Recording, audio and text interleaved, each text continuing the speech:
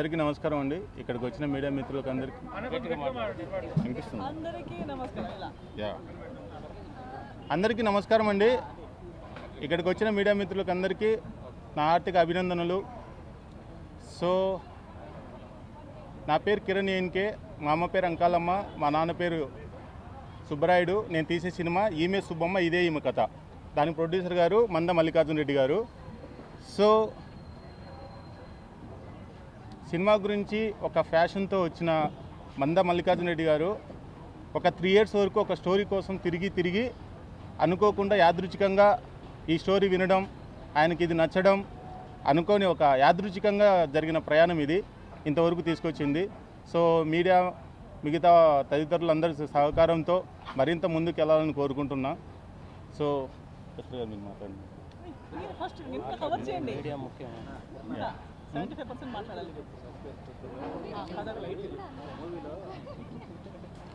Movie గురించి చెప్పడానికి ఏం లేదండి, అది మీరు పోన్ తెలుసుకుంటారు.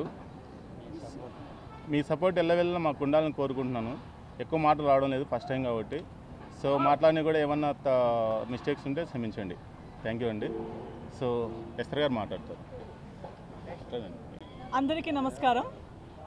అప్పుడే డైరెక్టర్ గారు చాలా చెప్పారనుకుంటున్నాను. నేను డైరెక్టర్కి పరిచయం ఒక ఇంకో ప్రాజెక్ట్ గురించి కలిసాము. అప్పుడే ఆయన చెప్పిన కథా విధానం, నరేషన్, ఆయన థాట్ ప్రాసెస్ చాలా నచ్చింది. సో ఆ ప్రాజెక్ట్ ఇంకా జరుగుతున్నప్పుడు ఈ ప్రాజెక్ట్ గురించి మళ్ళీ నాకు ఒక రోజు కాల్ చేసి ఈ ప్రాజెక్ట్ కథ కూడా చెప్పారు. సో చాలా ఇంట్రెస్టింగ్ అనిపించింది. ఆయన ఆలోచన విధానమే అలా ఉంది. అంటే ఒక సింగిల్ ట్రాక్ అనేది ఉండదు.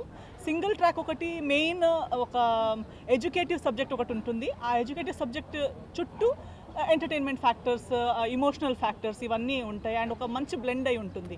సో నరేషన్ వరకు అయితే నేను విన్నంత వరకు నాకు చాలా నచ్చింది. I'm also looking forward. I think ఆర్టిస్టులు కూడా చాలా, హీరో గారి గురించి చాలా చెప్పారు నాకు.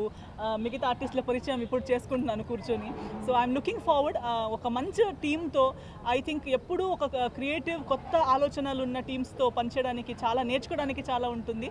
So I'm looking forward to work with this team, with this director గారు, విత్ దిస్ ప్రొడ్యూసర్ గారు. సో ఈ టీమ్కి, మన ప్రొడ్యూసర్ గారికి, డైరెక్టర్ గారికి ప్రాజెక్ట్ వల్ల అంత బాగా జరగాలి. అప్పుడే పూజ చేసేటప్పుడు కూడా పంతులు గారు అదే చెప్పారు. సో ఫైనాన్షియల్గా, ప్రొఫెషనల్గా, ఎవ్రీ సైడ్ నుంచి ప్రతి ఒక్కరికి, టీంలో ఉన్న ప్రతి ఒక్కరికి బాగా జరగాలి. ఈ సినిమాలో మంచిది అవ్వాలని కోరుకుంటున్నాను. I'm looking forward. Thank you so much. మేము బిజినెస్ రంగంలో చాలా సంవత్సరాల నుంచి ఉన్నాము. 1996 నుంచి చాలా బిజినెస్ చేశాము. ఫస్ట్ టైం మూవీలోకి ఎంట్రన్స్ ఇచ్చాము. ఫస్ట్ కొత్త డైరెక్టర్కి అవకాశం ఇచ్చాము.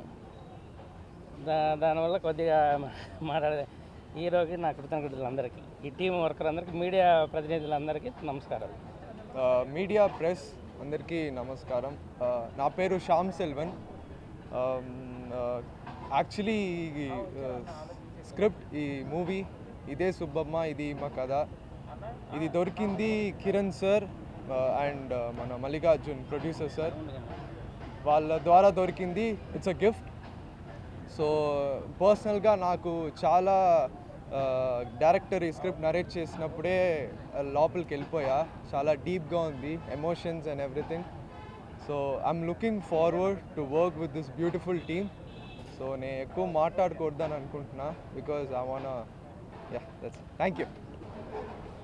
అందరికీ నమస్కారం అండి. అందరికీ నమస్తే. నా పేరు శ్రీరితిక. యాక్చువల్గా నేను కొన్ని రోజులుగా షూటింగ్స్ అయితే చేయట్లేదు. ప్రీవియస్గా టీవీలో కనిపించాను.